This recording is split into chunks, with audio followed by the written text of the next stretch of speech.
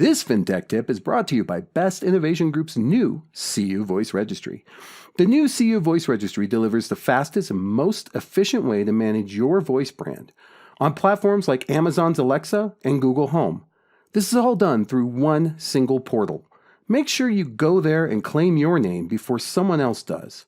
cuvoiceregistry.com. Visit it today. Welcome, my name's John Best. I'm the CEO of Best Innovation Group. You can find me at JB Fintech on Twitter. You can also check me out on Instagram, John Best Official. You can find my podcast on Spotify. It's called The Big Cast. If you just go into Spotify, do a search, and you will see The Big Cast. You can listen to us there. You can listen to us anywhere that you have podcasts. I'm also an author. You can find my book on Amazon, on Google Books, Barnes & Noble, wherever they sell books, you can find the book. It's called Breaking Digital Gridlock.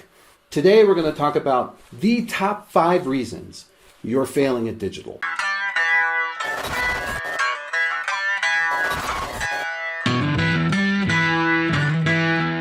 I've worked with many organizations, and I've discovered that there are 5 things that organizations are failing at in regards to digital. The first one is culture. It's not enough to just implement the technology. You have to embrace it.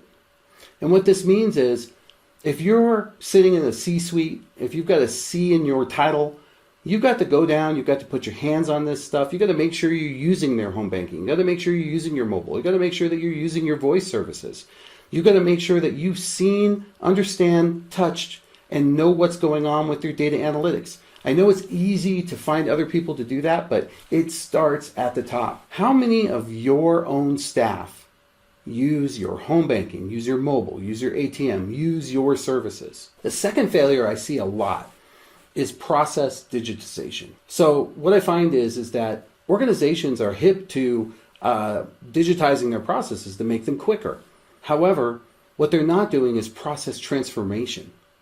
It's not enough to just take a process as it is and just digitize it, because you're missing the point if you do that.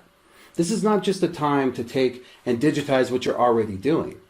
It's a time to take a look and re-engineer that process, to move unnecessary steps out, to find technology to support those steps if you need them, to question every second, every click, every turn, every box they have to fill in, every bit of information. Number 3. This one is a little controversial, but I really see this happening.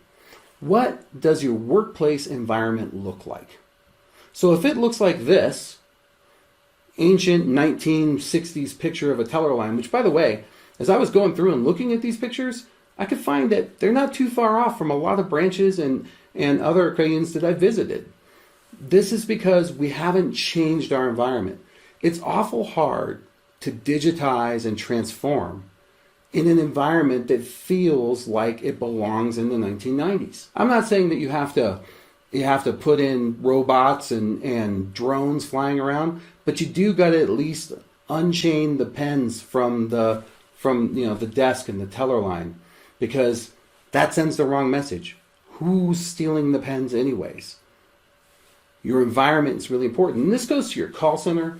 This goes all the way through the organization. It's not just about the member-facing or the customer-facing environment. It's also about your staff-facing environment. Number 4, vendors versus partners. This is a big one. As people are moving through their digital transformation, they discover that they need help. They discover that they need software products. They discover that they need services. They discover that they have challenges in certain areas. And they tend to go out and look for vendors. And what I've learned is that vendor is really probably not what you're looking for. A vendor is someone that you go and beat up to get the right price out of, and you don't really care because their service is a commodity. For example, the people who fix your copiers. I don't see them as strategic partners, because there's a lot of people who can fix copiers, and you're out maybe looking for the best price and the best service. But at the end of the day, they're not someone that you're meeting with to talk about your digital future, or to talk about how the product's going to work in the future and how it's going to change your business. When it comes to digital, you're looking for partners.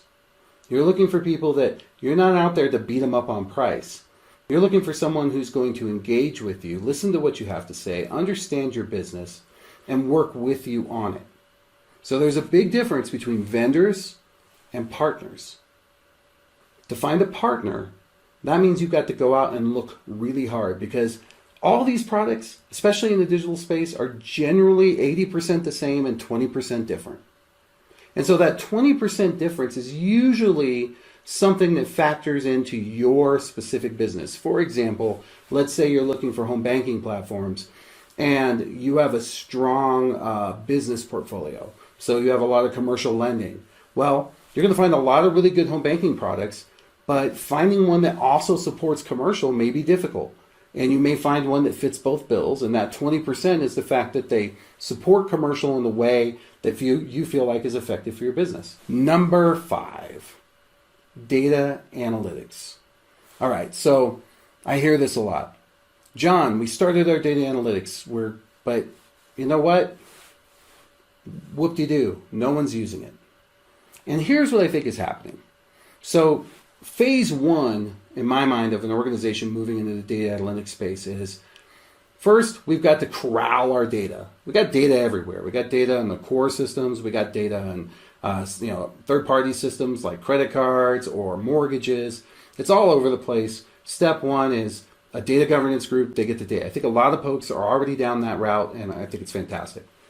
Step 2 is, okay, now we've got to do something with this data.